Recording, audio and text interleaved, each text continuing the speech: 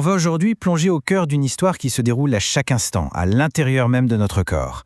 Un véritable drame silencieux, une séquence d'événements qui se joue dans le réseau vital de nos vaisseaux sanguins. Le sang, c'est un peu le fleuve de la vie. Il suit un chemin bien précis. Mais que se passe-t-il quand ce chemin rencontre un obstacle? On va suivre ensemble le récit de ce processus biologique quand tout déraille. Une véritable réaction en chaîne avec des conséquences assez profondes.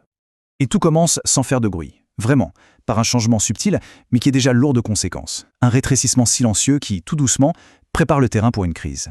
Alors pour bien se représenter la sténose, c'est un peu comme une autoroute où, au fil des années, une voie se ferme petit à petit.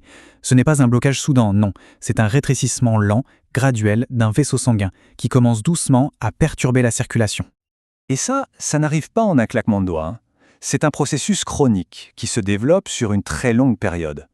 Des choses comme l'athérosclérose, vous savez, l'accumulation de plaques dans les artères, construisent lentement ce barrage, sans qu'on s'en aperçoive forcément.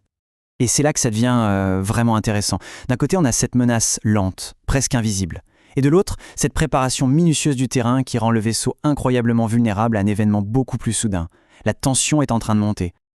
La question qui se pose maintenant, c'est qu'est-ce qui arrive quand ce passage, déjà bien étroit, se retrouve face à un mur? C'est le moment précis où tout bascule, où le drame qui couvait éclate au grand jour.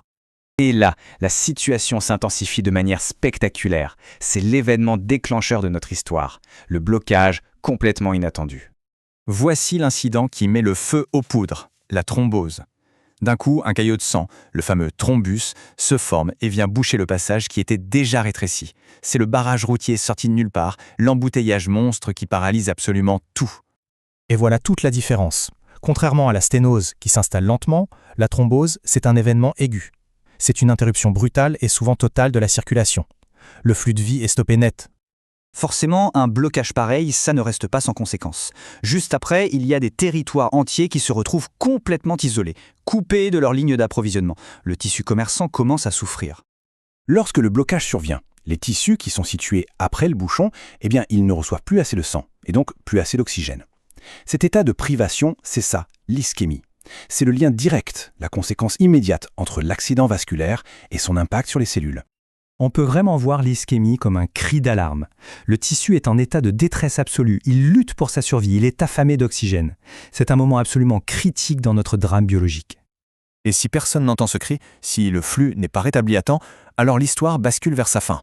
Une fin irréversible, un point de non-retour. Cette fin, c'est la nécrose, c'est la conclusion tragique de cette chaîne d'événements.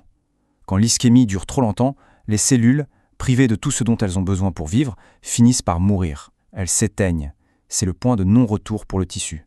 Alors, ce qui est vraiment crucial de comprendre ici, c'est que la nécrose, ce n'est pas un problème qui se passe dans le vaisseau. Le problème dans le vaisseau, c'était le blocage. La nécrose, c'est le résultat final, la conséquence ultime dans le tissu. Le champ de bataille s'est déplacé. Donc, si on résume toute cette cascade, ça donne quoi? On a d'abord le rétrécissement, la sténose. Ensuite, le blocage soudain, la thrombose. Ça entraîne la privation, l'ischémie. Et si ça dure, ça mène à la mort des cellules, la nécrose. En fait, il ne faut vraiment pas voir ça comme des termes isolés à mémoriser. Non, c'est une seule et même histoire, une réaction en chaîne. Chaque étape est la conséquence logique de la précédente. Chaque maillon est crucial pour comprendre le suivant. Au fond, comprendre cette chaîne, ça permet de voir à quel point la vie et la santé dépendent de processus silencieux et extraordinairement complexes.